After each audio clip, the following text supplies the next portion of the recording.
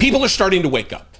People, especially in the federal government, are starting to wake up. People in positions of authority are speaking up and speaking out. And this is good news, because too many elected Democrats are not. Too many Chuck Schumers and Hakeem Jeffries don't offer actual action, actual substance in a way of pushing back against Donald Trump's dangerous agenda for America, the shredding of the Constitution, the ignoring of courts. And when our elected leaders don't have the gumption or the path forward or the vision to oppose Donald Trump, I'm glad that people like Ketanji Brown Jackson are here to fill in the gaps. Now, she's but one vote on a court of 9, but she gave remarks to a conference in Puerto Rico, a conference of judges, and she gave them not necessarily marching orders, but maybe the motivation to find within themselves the courage to do the right thing. I'm going to read from this Politico article. Ketanji Brown Jackson sharply condemns Trump's attacks on judges.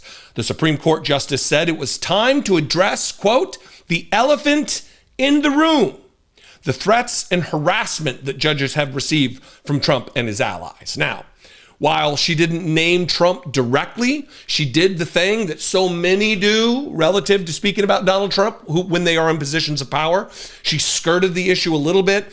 We all know when you talk about who the elephant in the room is, that elephant is Donald Trump, this pig-faced freak who is trying to drag us back to the 1950s and beyond that. I'm sure that when a black Supreme Court justice has something to say, and one who's a woman too, this is going to grate on him, which brings me great joy. But we need more of this from people in power. It's going to take more of this from people in power and not just from people out of power like me and like you. This is the article. Justice Ketanji Brown Jackson forcefully condemned attacks by President Donald Trump and his allies on judges who have blocked Trump administration policies, warning Thursday that the increasingly hostile rhetoric poses a dire threat to the country's political fabric. Quote, the attacks are not random. They seem designed to intimidate those of us who serve in this critical capacity, Jackson told a judges conference in Puerto Rico.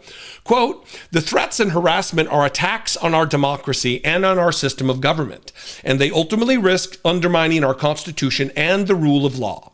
Though she did not mention Trump by name, Jackson said she was addressing, quote, the elephant in the room, a clear reference to the belligerent language and calls for impeachment that Trump and some of his advisors have lobbed at federal judges who rule against his agenda.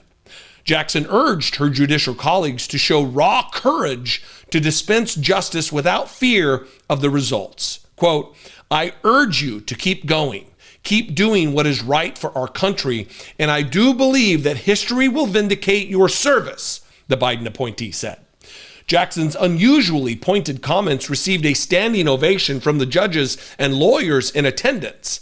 Her 18-minute fulmination is the strongest public statement by any member of the Supreme Court since the Trump administration began denouncing judges who have blocked Trump's policies on immigration, firing government workers, and halting federal grants and contracts. Now look, when you violate the Constitution, as Donald Trump has been doing since Inauguration Day on January 20th at noon, you would think that any rational, reasonable person would expect to be rebuffed by federal judges, and rebuffed in the way of rulings from federal courts that are there to ensure that the administration follows the edicts of the Constitution.